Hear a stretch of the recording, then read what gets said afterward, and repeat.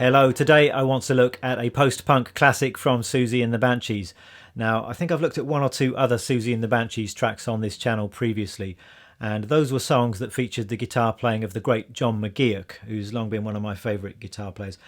This song doesn't feature the guitar playing of John McGeoch. In fact, guitar is played by the original Banshees guitarist, a man called John Mackay, and the song in fact comes from 1978. It was the very first Siouxsie and the Banshees single. Now, John Mackay, not a man I know very much about beyond the fact that he played guitar on the first two Siouxsie and the Banshees records, but on the evidence of his playing on those records, he was a fantastic guitar player, and this song, Hong Kong Garden in particular, is a guitar classic. There's nothing too difficult to play. It's just really solid, memorable rhythm guitar. There are some interesting riffs. There's some quite unusual ideas going on as well. So I'm going to do what I usually do, take you through it in glorious, nerdy detail. Let's get to it. Let's kick off with that main riff then.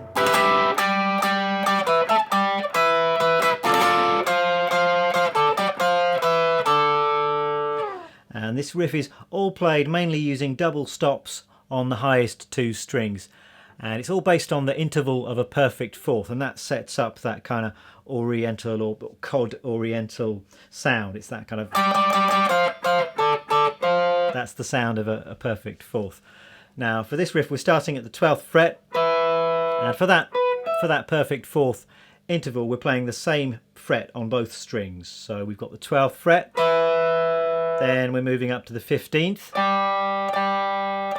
playing that 3 times, back to 12, then we've got 17, 15, 12, and then playing that twice again. So all double stops this.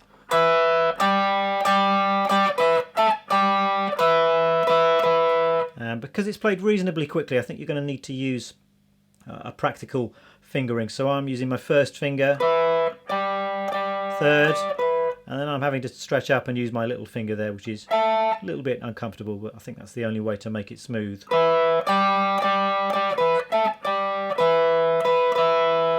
that's the first bit of the riff. Now we're essentially moving the riff 2 frets lower and basically playing the same thing with a slight variation. So it's now 10th fret, 13, down to 10. Then we've got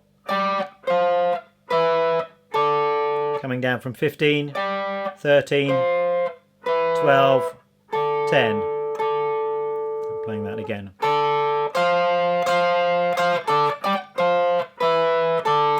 So that's the basic riff.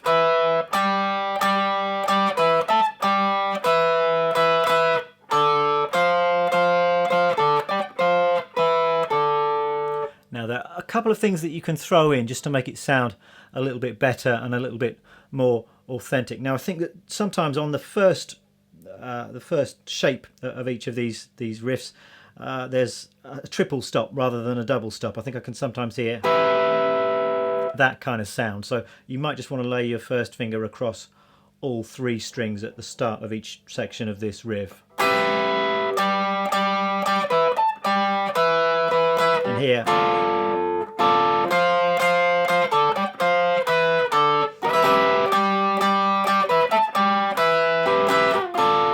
So you can let that G string come through occasionally there as well. And another thing that happens in this riff is there's sometimes just a quick down-up strum of the pick, just to smooth the connection between these different shapes. So you could try doing something like this.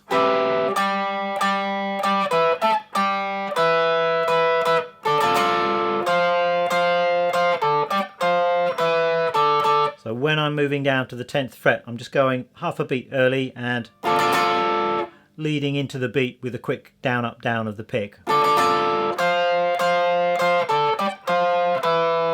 And the same thing going back to the 12th fret. We go on the and of 4 and then have that quick down, up, down.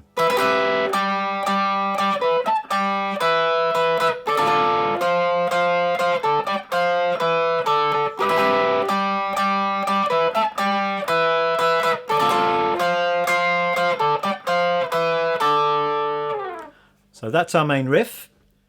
Now the verse part is actually quite simple. It's just a nice, solid, well-strummed bar chord part that goes like this.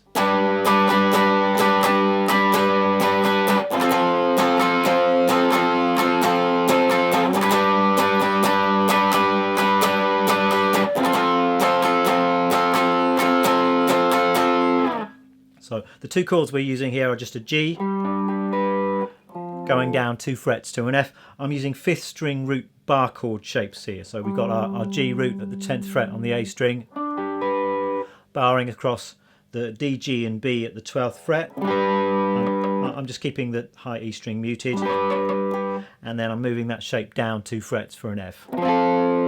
We've got 1 bar on each of those chords. The strum goes something like this. We've got down, down, up, down, down, up, up, down, down, up, down, down, down, up, down, down, up, up, down, down, up, down.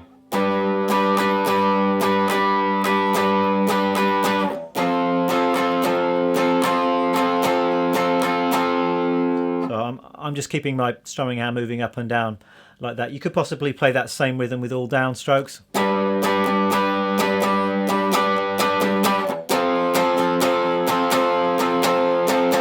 I think that sounds pretty good as well. It's just a slightly different emphasis. So up to you what you do there. I'm not sure exactly what John Mackay is doing at that point in the song. One extra thing you can add in here is more of this quick down up strums in the gaps between the chords. So that sounds something like this.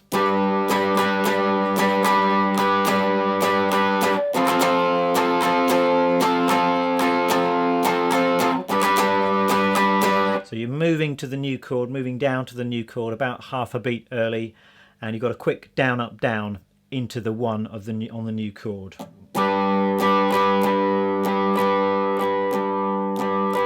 And a 1, 3, 4, 1, 2, 3, 4, and a 1.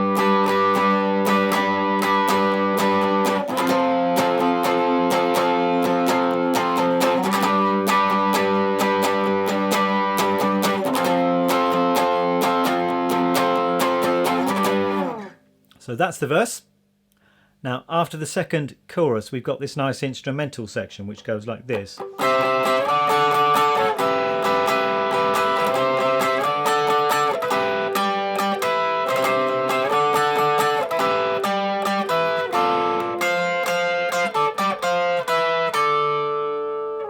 Now this is mainly based on 3-note triad shapes, and we're using this shape to start with, which is a C triad. So it's the 12th fret on the G, 13 on the B, 12 on the high E string, and we're playing that for a couple of beats. Then we're moving it 2 frets higher to a D triad, and then we're coming back to the 12th fret. This time it's the 12th fret on all 3 strings, which is like an E minor triad.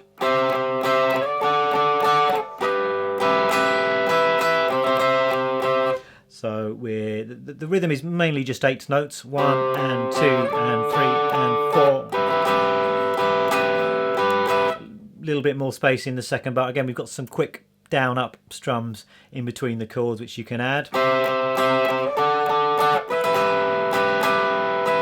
And we do that again.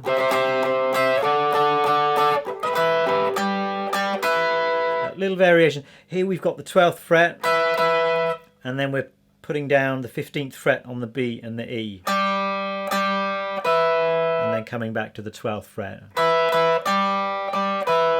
Then we've got the C to the D triads one more time, and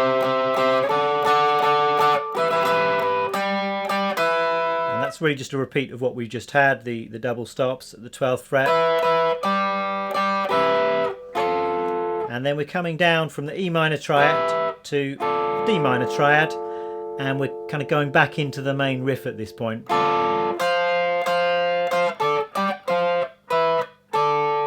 Just like at the top of the song. So best thing to do, I think, is just for me to play this slowly, and you can listen and see how it's played. So we've got 2, 3, 4.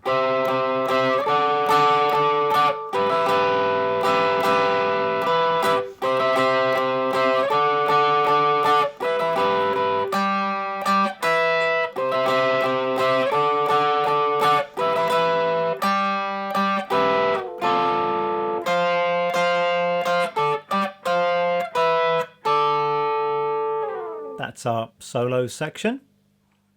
Okay, so we've just got the end section of the song to discuss, And I think this is probably my favourite part of the whole song. We've got some lovely frantic 16th note strumming, and it's quite an extended outro. It lasts for the last minute or so of the song. It's going through some different ideas. So we start off quite simple, and then we're throwing in some extra chord variations and voicings.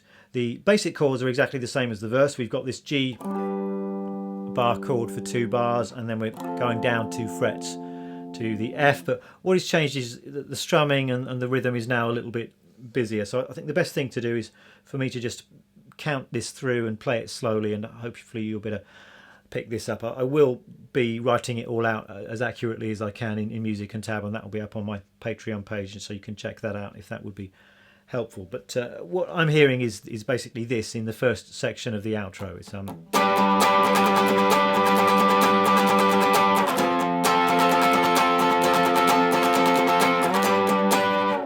that kind of thing. So if I play that slowly and count through, we've basically got this. It's 1 and 2 and 3 E and 4 and 1 E and 2 and 3 E and 4 and 1, and then it repeats.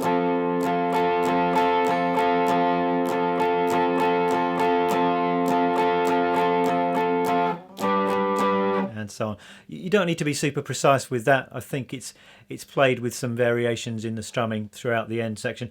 The main thing is just to keep that 16th note groove going. Keep your strumming arm moving up and down. Stay relaxed in your forearm and your wrist, because it is quite fast, sort of playing 16th notes at this kind of tempo. So that's the first section of the ending, which is repeated 2 or 3 times, and then we've got a nice variation on it which sounds like this.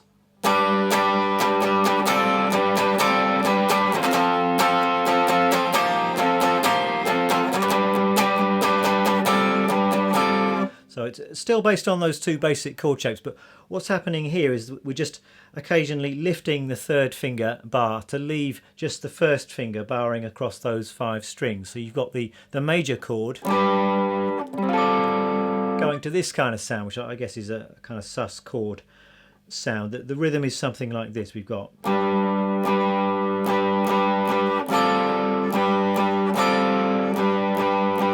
and then we're doing the same thing, the same rhythm, down 2 frets.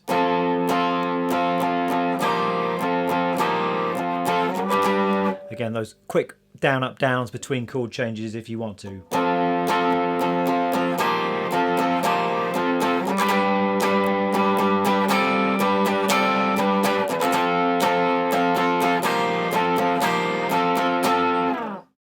And then in the last part of the ending, there's this great variation which sounds like this.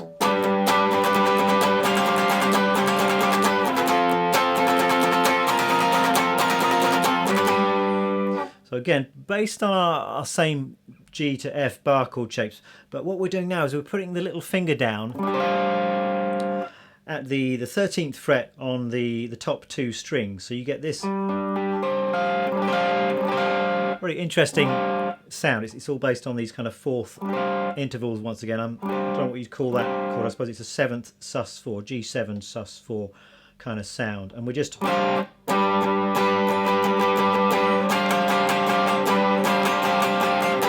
Again, just momentarily putting down that little finger in that kind of rhythm. So...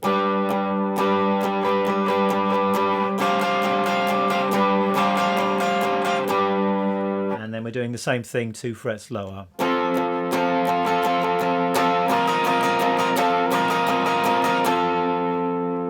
And it's really just doing that until the end of the song. Again, it evolves and changes slightly towards the end of the song. So...